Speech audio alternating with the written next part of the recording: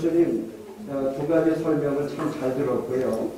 어떤 이는 소사라 목사가 지옥에서 만난 루시퍼에 대한 간증이 비성경적이며 잘못된 주장이라고 비판하면서 그 이유는 성경에 루시퍼라는 말이 안 나온다라고 말을 합니다.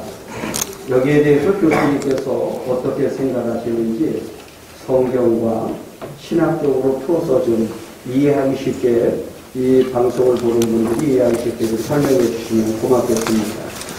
예, 성경은 우리 사탄, 마귀, 귀신 존재 이런 것들에 대해서 그 실제에 대해서 분명히 여러 곳에서 그것을 명시하고 있습니다.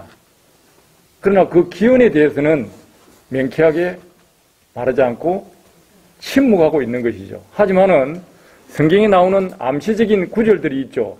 에스겔서 28장, 이사야서 14장, 요한계시록 12장 이 부분에 보면은 이 사탄, 마귀, 귀신에 대한 그 정체성을 밝혀줄 만한 그러한 구절들이 있어요.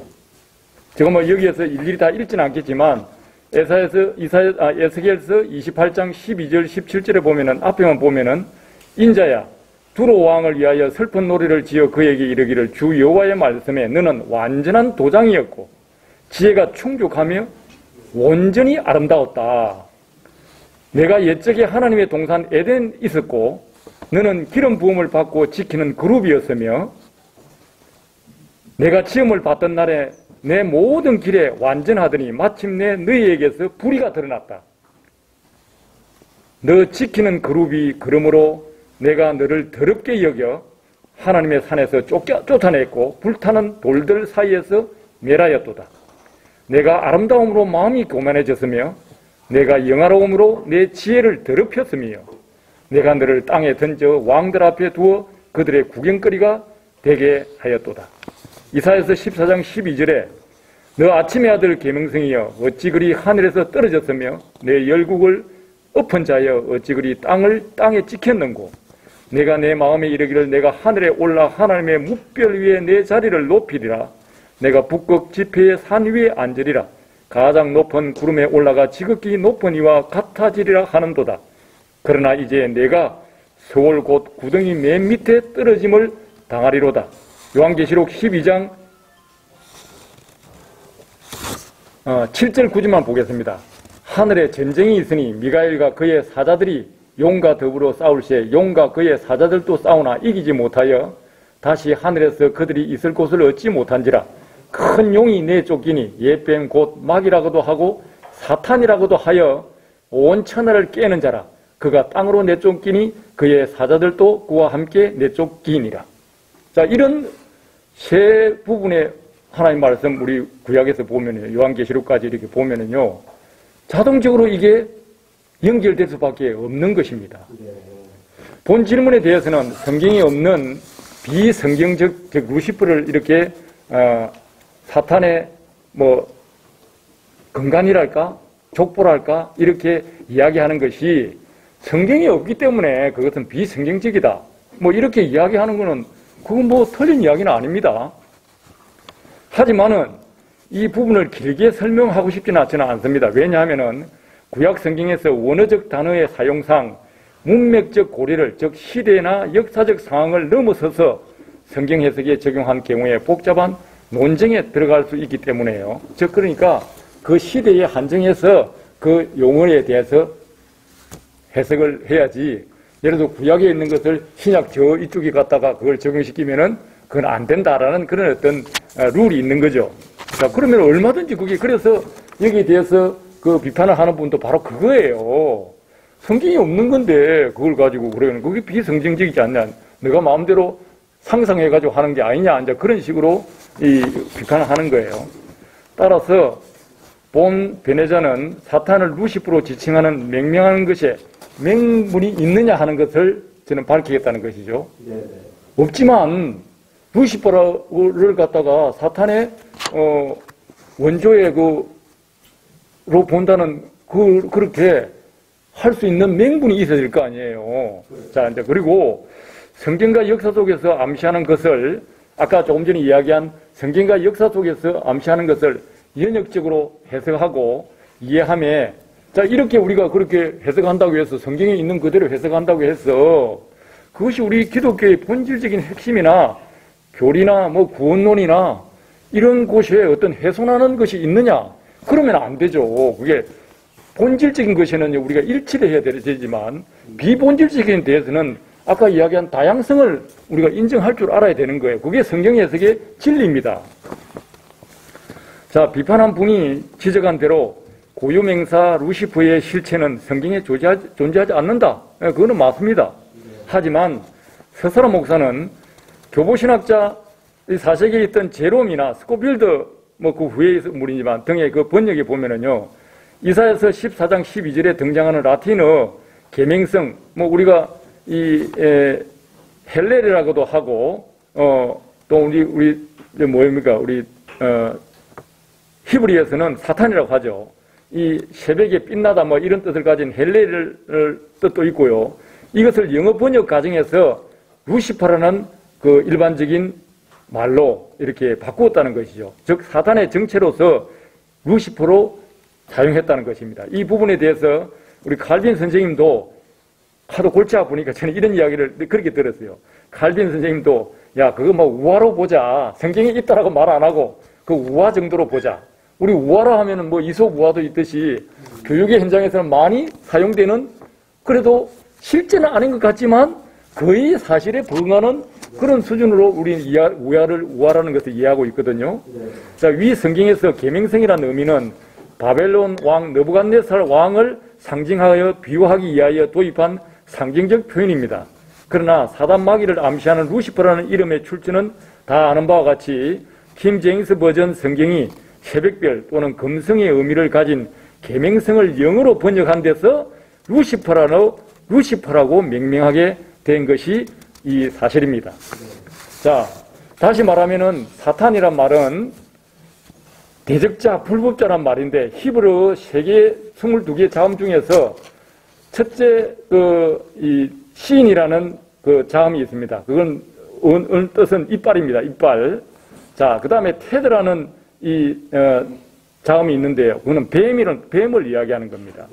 눈이라는 이 말은 물고기를 의미하는 것으로 이루어진 것으로 이것이 바로 사탄이라는 뜻인데요. 즉 히브리어 사탄, 헬라어는 디아볼로스, 라틴어로는 루키페스, 영어로 번역하면서 루시퍼라고 번역이 되었던 것입니다. 자, 그런데 여기서 보면 라틴어 루키페스가 영어 스펠링으로 보면 똑같아요. L-U-C-I-F-E-R. 그걸 라틴어로 읽으면 루키페스예요. 그런데 영어로 읽으면 루시퍼가 되는 거예요. 네, 이게 이제 희한한 거죠.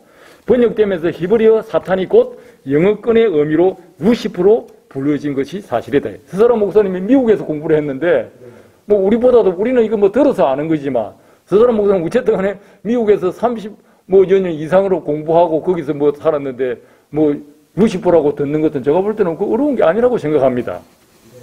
자, 결론을 말씀드리면은, 하지만 성경에서 분명하게 사탄 마귀의 존재를 인정하고 명시하고는 있지만은 그 기원을 우리에게 명확히 말해주지 않는다.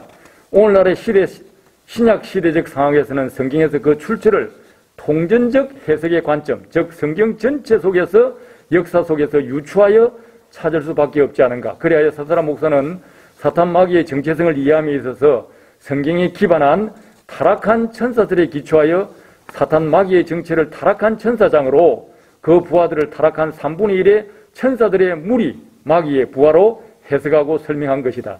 이러한 해석은 기존 신학에 반하거나 구속사의 본질적 교리를 심각하게 훼손시킨다는 점은 결코 발견되지 않다고 저는 그렇게 봅니다.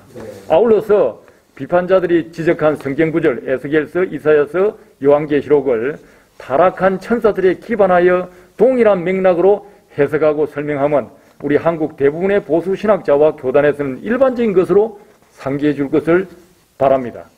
네, 그렇군요. 교수님 그 설명을. 자, 여기서 조금 더 제가 설명을 해야 될 것 같은데, 이 부분이 중요한데.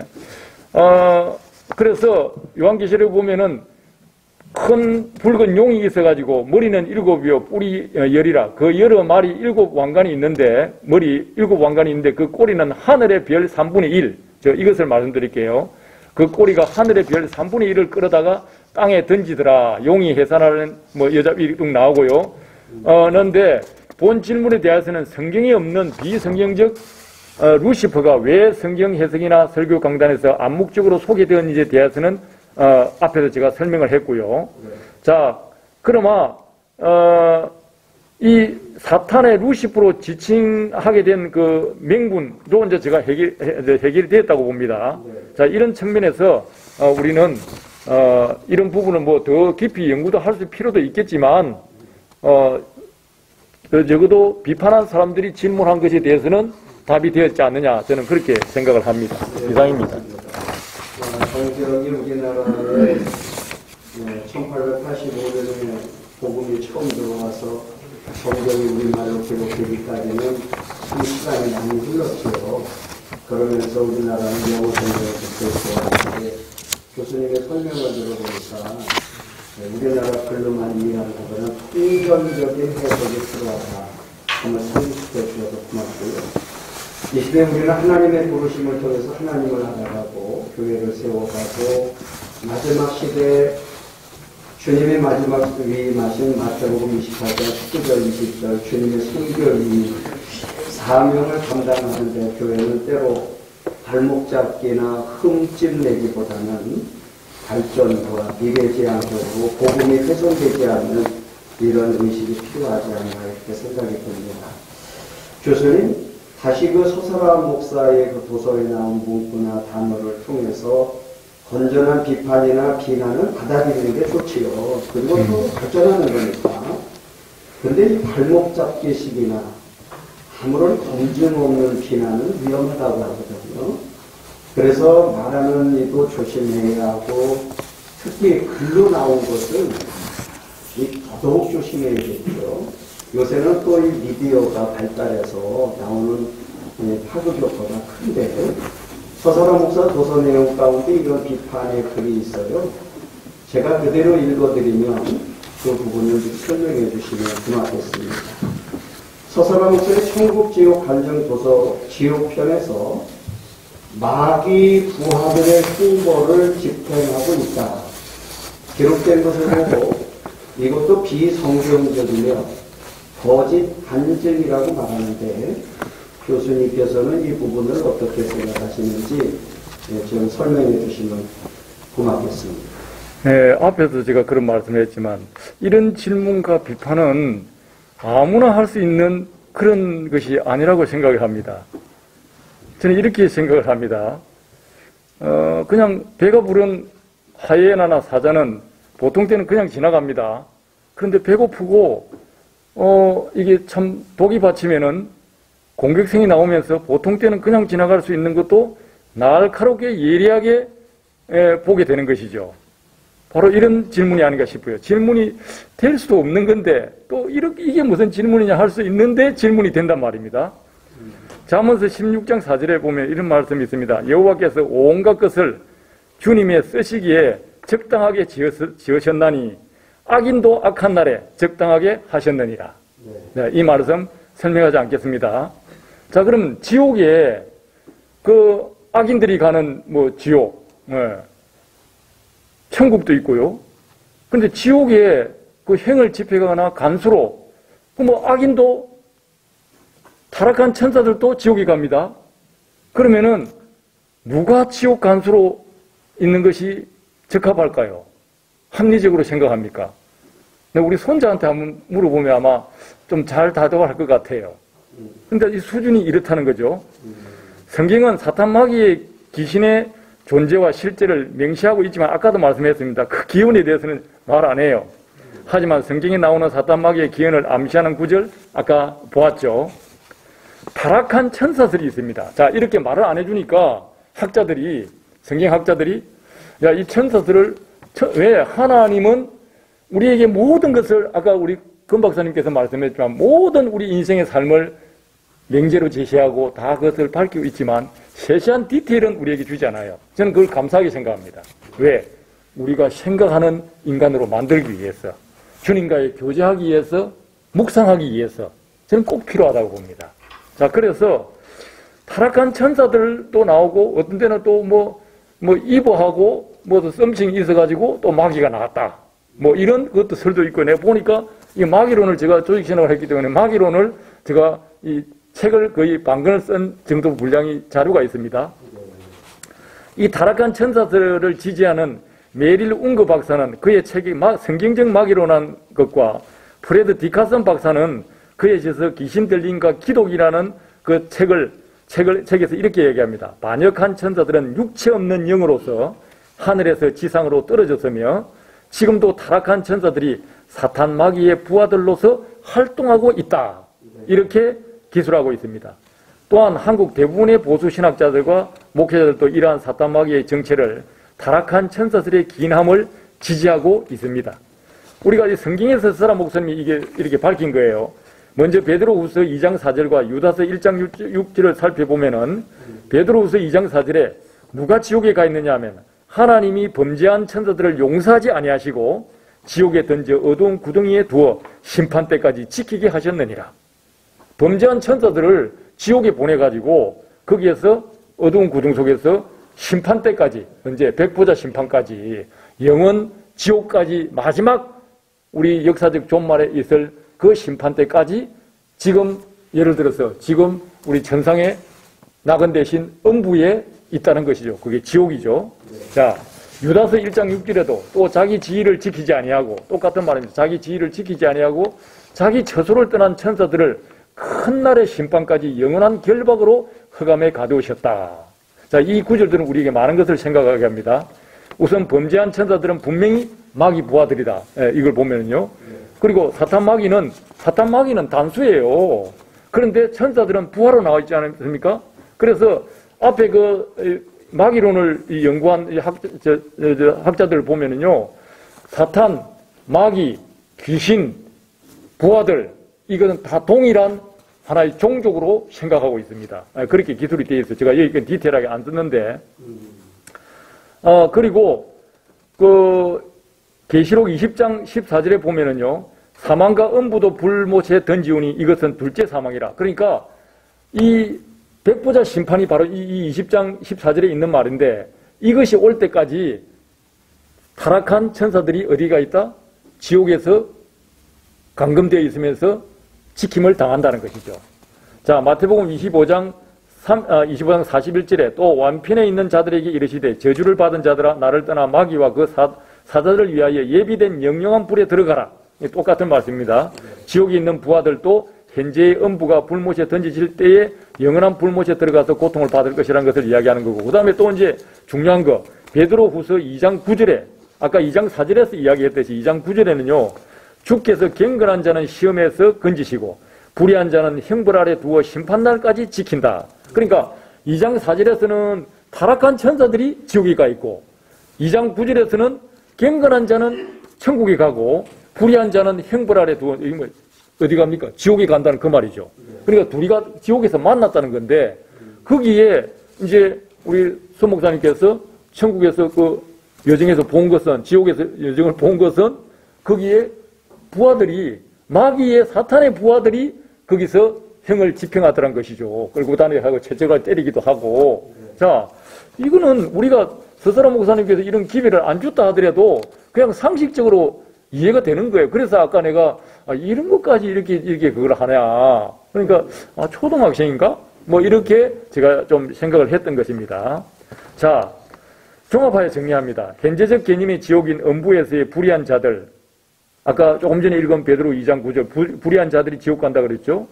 그리고 이들이 잠정적으로 최후 백보자 심판의 영원한 불에 들어가기 전에 형벌의 집행자는 그곳에 떨어져 감금되어 있는 타락한 천사들인 마귀의 부하들이 그 역할 곧 지키는 자의 노릇을 감당할 수밖에 없는 것이라는 결론은 성경에 기반한 매우 합리적인 추론이라고 저는 그렇게 생각합니다.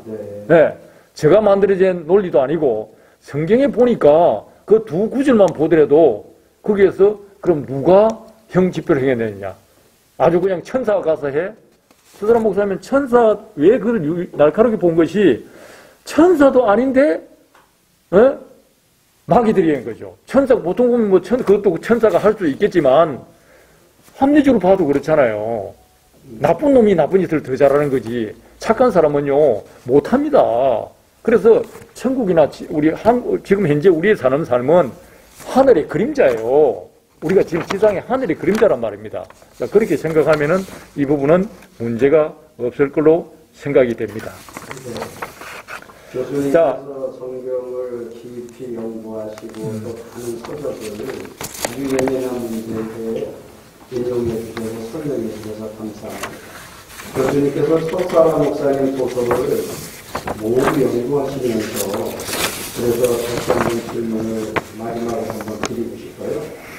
소사라 목사 도서에 나온 내용 가운데 성 밖으로 쫓겨가는 자와 지옥으로 가는 자를 언급한 것이 있거든요. 이 부분에 대해서 교수님께서 마지막 시대의 목회자들이나 성도들이 혼란이 생기지 않도록 신학자로서 이걸 어떻게 받아들여야 되는지 설명을 좀 부탁드리겠습니다. 이 부분이 사실상 서사라 목사님께서 그 저수를 한 책 중에서 많은 그 내용들이 있지만 좀 그 색다르게 또 우리에게 들려지고 또 기존 신학에 조금 이탈하는 듯한 그러한 내용이기 때문에 굉장히 민감하고 보통 사람이 들을 때는 성밖은 뭐냐? 그건 또 뭔데? 이런 질문도 하고요. 또 성밖은 기존의 현실 신학에서는요. 보통 뭐로 해석합니까? 지옥으로 봅니다. 지옥. 어두운 곳. 슬피 울며 이를 가는 곳. 이것을 전부 지옥으로 성밖을 그냥 성경에 나오는 성밖이다 하면은 무조건 지옥으로 그냥 이꼴로 해버립니다. 자, 이런 어떤 맥락 속에서 성밖은 성안과 다르다. 요한계시록 22장 14절 15절에 분명히 그게 구분하고 있거든요. 성안과 성밖. 자기 두루마기를 빠는 자는 성 안에 생명수로에 나아가며 문들을 통하여 성 안으로 들어가리라. 그러나 그러지 못하는 자는 어떻게 된다? 성 밖에 있으리라. 그런데 무조건 이걸 갖다가 성 밖은 지옥이라고 해석을 하는데 서사라 목사는 물었다는 거 아닙니까?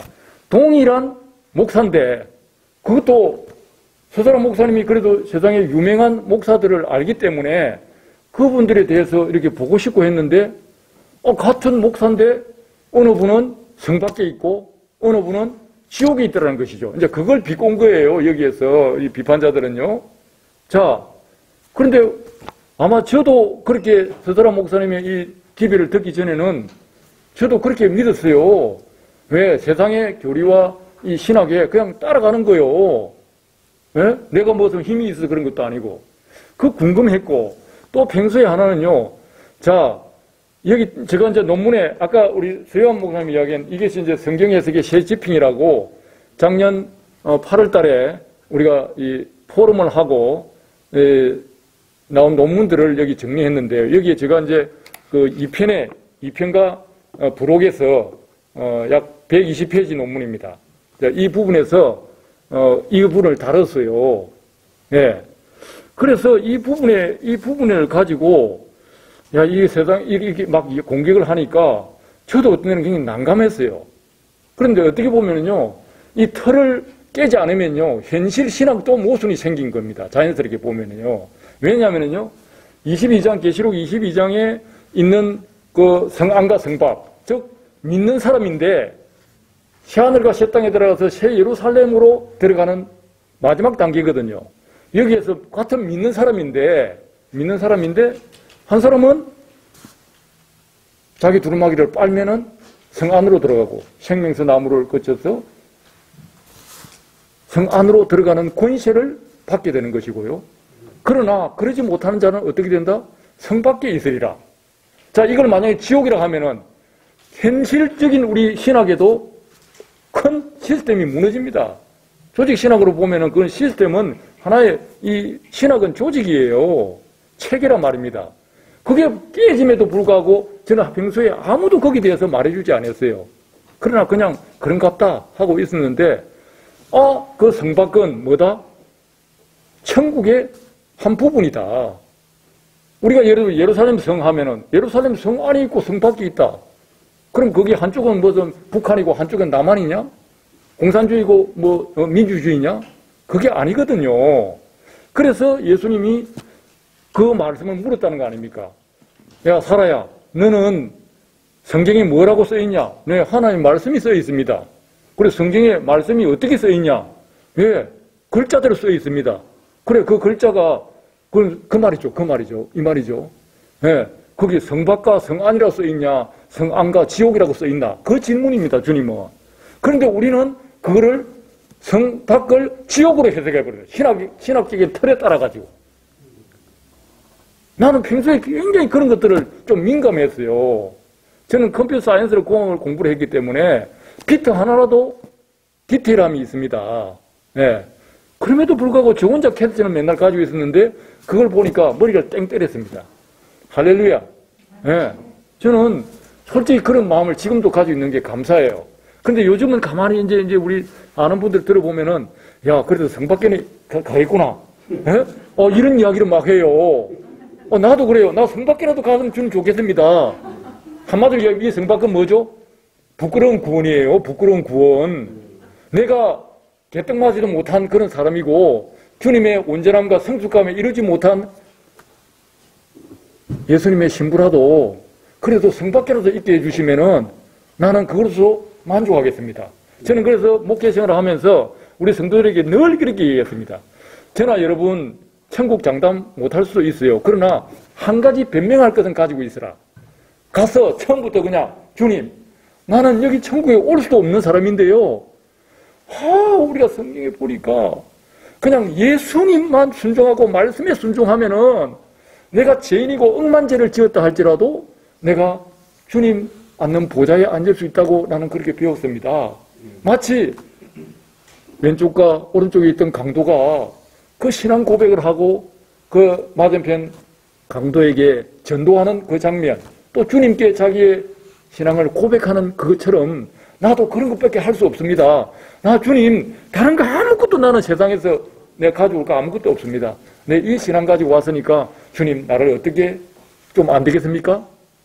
그거 신앙하라고 그렇게 가르쳤어요. 항상. 예. 우리는 주님 앞에 그것밖에 없다는 거예요.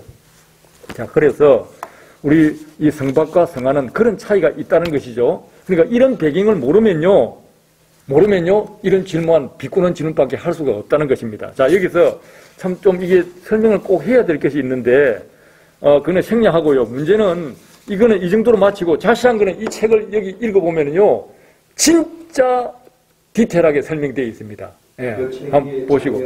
여기 성경과 성경 해석의 시지표. 여기 우리 근호족 박사님부터 해가지고 여기 사람들 또 몇 분 우리 닥터 마틸까지 이렇게 들어가 있는데요. 보시면은 여기에 보시면은 충분히 그게 설명되어 있기 때문에 한번 참고를 하시고요.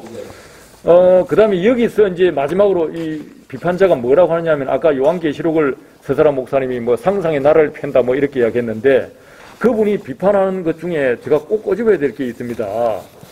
여기서 뭐라고 이야기하냐면은 성밖은 없다. 성안도 없는 것이다. 그거는 그냥 상징적으로 써놓은 거지. 그게 무슨 천국이냐. 그런데 서사라 목사님은 진짜 이 천국이 실제하는 것처럼 이게 말한다. 그러니까 이게 거짓말이다. 깜짝 놀라지 아닙니까? 천국도 없다. 새하늘과 새 땅도 없니? 그것은 예수님과 신부를 상징해 놓은 거지. 무슨 새하늘과 새 땅이 있냐. 신학 박사가 그렇게 이야기를 합니다. 예, 그래서 저는 그걸 꼬집으려고 하는 거예요. 하지만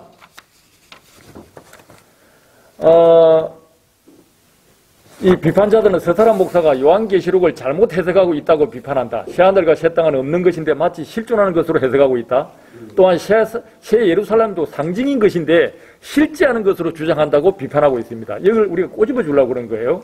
비판한 분들의 오해는 천년왕국에 대한 전형적인 신학적 관점의 차이에서 오는 잘못된 비판이 대부분입니다.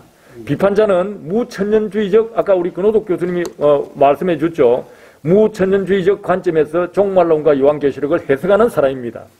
서사라 목사는 역사적 전천년기주의에 입각하여 해석하는 자로서 근본적으로 각자가 쓰고 있는 안경이 다름에도 불구하고 자기 안경이 무슨 색깔인지도 모르는 사람들이 이것을 비판하고 있다는 말입니다. 자신이 어떤 안경을 끼고 성경을 보는지도 알지 못하는 분이 남의 주장을 비판한다는 것은 매우 어리석은 짓이라고 본다. 신학에서 본질과 본질적 주제가 아닌 관점의 차이, 즉 비본질적 주제에 관해서는 상호 인정하면서도 양립 또는 허용하는 태도를 취하는 것이 바른 태도입니다. 당연히 무천주의적 관점에 속하는 자들은 미래적 천국이나 새 하늘, 새 땅, 거룩한 성, 새 예루살렘을 실제하는 천국으로 인정하지 않으며 비판자와 같이 신랑과 신부, 즉 예수님과 교회로 상징적이라고 치부해버리는 그 해석은 잘못된 것이다. 그리하여 비판자가 말한 것처럼 성경과 계시록에 기록된 하나님의 나라 곧 천국은 실존하지 않는 상징적 의미로만 생각하고 있는 것이다. 그러기에 서사라 목사가 말하는 성안과 성밖이란 개념은 천국에 존재하지 않는다고 비판하였던 것이다. 천국은 실존하지 않는다는, 즉 천국의 실제를 부인하는 분들과 어찌 대화와 소통이 되겠는가? 처음부터 대답할 여지가 전혀 없는 어리석은 질문 곧 우문에 불과하기 때문이다. 좀 더 넓은 시각이 요청되는 시점입니다. 감사합니다. 네, 아주 긴 시간 동안 우리 서영정 교수님 예민하다고 따져보면 정말 엄청 예민한 문제들을 많은 연구를 하시고 새로운 논문을 쓴 내용에도 120페이지씩이나 길게 아주 논문을 작성하셨던 우리 교수님 대단히 감사합니다. 아주 긴 시간을 명쾌하게 설명해 주셔서 대단히 감사합니다.